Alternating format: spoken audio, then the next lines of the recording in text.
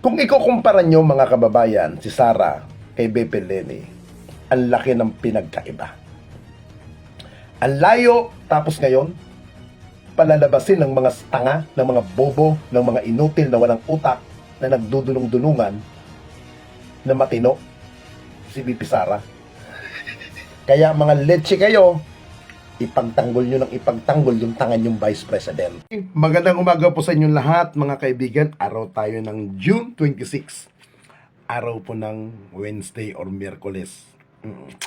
Alam nyo mga kaibigan, nakakatawa na kung saan parang ang dating kay BP Sara na siya ay mahusay, siya ay magaling, parang yun ang gusto niyang palabasin at ng kanyang mga tangang taga-suporta. Oo.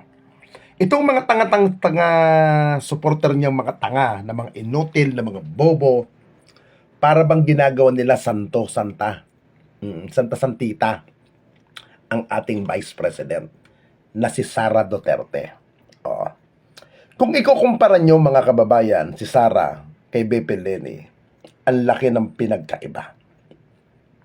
Ang layo ng kaibahan ng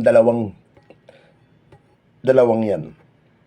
Una, kaya ko nasabing malayong pinagkaiba, si dating Vice President BP Leni Robredo, wala tayong nabalitaan nung panahon ni dating Pangulong Duterte na si BP Leni ay nasangkot sa katiwalian. Oo.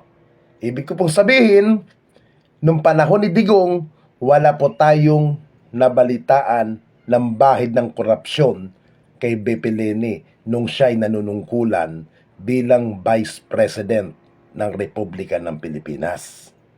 Kaya ako po nasasabi, kasi ako po'y naging part ng mga vlogger defender ni dating Pangulong Duterte. Now, napasok natin ang pangalan ni BP Leni against kay Sara Duterte. Ito nakakatawa.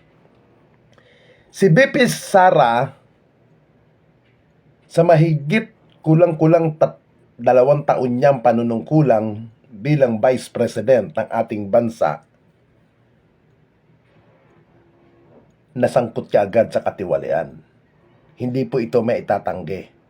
Yung mahigit 100 million pan na inubos lamang ng ilang araw, hanggang ngayon, hindi ma-explain, hindi maipaliwanag ng malinaw kung saan napunta at saan dinala ni BP Sara. Di ba? Ang laki ng pinagkaiba. At least, si dating BP Leni Robredo, ini-explain niya, one by one, pinapaliwanag niya kung saan niya dinala yung pera na nakalaan sa tanggapan niya bilang Vice President.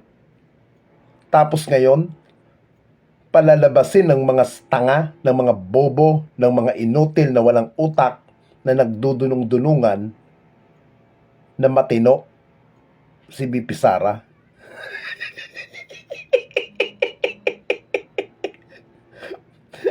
Di ba?